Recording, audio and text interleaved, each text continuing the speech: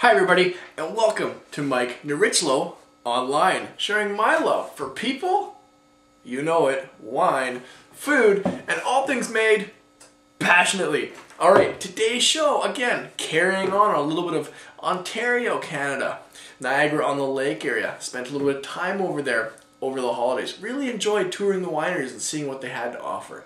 Now, I want to highlight this one specifically because it was one of my, I don't know if I'm allowed to pull favorites out or whatnot, so we won't use the word favorite, but I really enjoyed stopping at this winery. Not to mention the hospitality there was super cool too, but Southbrook Winery. Southbrook Winery, as of 2008, they are the first winery in Canada to be certified fully organic and biodynamic. Now, a lot of you probably understand what organic means. Biodynamic I'll touch on briefly, but in a later episode I'll tell you more about it. Biodynamic farming, more or less, is a practice of farming where you let kind of everything in nature, everything in the farm, work in uniform. It has to do with the seasons working in uniform, the lunar patterns working in uniform. I mean, they'll have sheep wandering the vineyards. It's an example of it, working in uniform. The sheep wandering the vineyards. The sheep poop. The poop turns to fertilizer, helps with the plants. Sheep will be eating suckers and stuff off the vines. It happens to work really well with certain vine systems too. The sheep are only tall enough to prune off what they're supposed to. Anyway, all sorts of little things like that. Everything in the land, birds, bees, everything kind of working together. Certain pests will be hanging out in the vineyard and they'll encourage certain ones because they'll drive away other ones. Again, it's, let's just call it organic farming on crack is another way of putting biodynamic. There's a few other interesting sort of woohoo things about biodynamic farming as well that some people kind of are here and there about, but it tends to work and tends to make some pretty phenomenal wines. So Southbrook, I was stoked to stop there as well. The building at Southbrook, very modern looking building. They're LEED certified. Now LEED certification, we have one out here as well called Tantalus Winery. To be LEED certified, you're a building that, how do we put it? You're built very green. You're very environmentally friendly. They'll recycle a lot of things like their water. They'll generate power in different ways. They're just a very green footprinted winery. Again, look up LEED certification if you want more facts about it. Anyway, we're here to talk about wine. So today's show, like I said, Southbrook Winery. As of 2008, they were certified biodynamic and organic. This is their 2007 Chardonnay. Not to say they weren't practicing organic and biodynamic before they were actually certified. It takes time to get certified. So this is their 2007 Triumph Chardonnay. Nice packaging, guys. $22 for this wine. I think it's a relatively nice price point. I'll read what it says in the back for you. Triumph is the expression of carefully tended vines, gently guided into a superior wine. Let's see how it holds up to the statement on the back. All right. Okay, so in my glass. Right away, a lot of biodynamic wines and stuff that I've tasted in the past have this color to them. It's a Chardonnay, but look at the deep kind of yellow golden color that this puts out. It's almost like, it's almost going bronze. It's a neat, deep extracted color. It's a rich color, we'll put it that way. Okay, on the nose. Interesting nose. I'd be curious if there's any residual sweetness or sugar on this wine because the nose comes across very like, oh, I'm going to say like honey.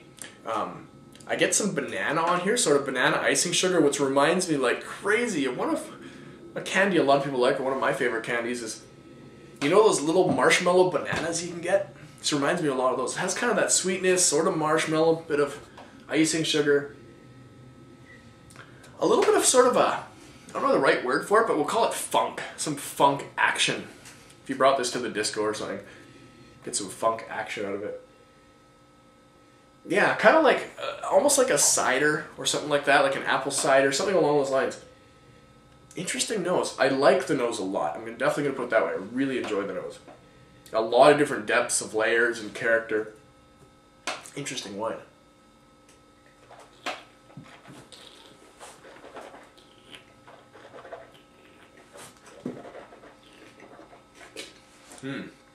Okay, definitely a savory wine. I'll put it that. I mentioned the nose has a lot of different depths of layer and character. I'm a hair disappointed in the palate compared to the nose. I'll just put it that way. The nose rocks. Palate just comes down a notch. Doesn't have all the same expression as the nose, but the palate still is very savory, almost slightly salted in a way. That slight brininess that you often find in like Spanish wines, that kind of thing. Excellent, excellent food wine, that's for sure. Just because of that savoriness. A softer acidity. It's not like super bright or anything, but again, it gives it that savoriness as opposed to a Sauvignon Blanc or something along those lines, which again I really enjoyed from Ontario. Actually, one thing I'll definitely say with the palate is it's kind of a waxiness and a really nice mouthfeel. It's got a full, rich mouthfeel, which actually reminds me a lot of a grape variety called Semillon, which is a typical grape variety blended in Bordeaux, a white grape variety blended in Bordeaux, typically blended with Sauvignon Blanc. Anyway, check out my white Bordeaux episode in the archives if you want to learn more about Semillon. But this reminds me a lot of Semillon on the palate. Anyway. Really interesting wine. I personally, on a wine nerd level, I really like this wine. I appreciate it. I really want to dive into it and learn more about it, especially the biodynamic practices. Make some interesting wines. I'm not gonna say that this is everybody's taste for wine, because it's definitely different for Chardonnay. But I think if you want to learn some neat things about wine, you'll definitely appreciate this wine. I know I sure do, and I'm definitely gonna appreciate the rest of this bottle. With some good friends. Oh, and by the way, hiding behind camera, I got my buddy Mike Rastgen here, who happens to be kind of the behind-the-scenes videographer and idea guy for Mike Online. Maybe Mike will stick a hand in or wave. Or hey there. There he is. He's empty hanging glass. out. No good. Anyway, his glass is empty. What do you think of the Chardonnay, Mike? Yeah, you nailed it. Excellent. Very good. Very interesting. Yeah, totally interesting wine. Cool. Totally get the banana marshmallows. And biodynamic farming is something that's getting way, way more popular and interesting with winemaking. A lot of people are discovering that you can make some pretty interesting, eclectic wines with it. So see if you can find some biodynamic wines to try out. And again, like I said, in a later episode, we'll cover some more on biodynamics.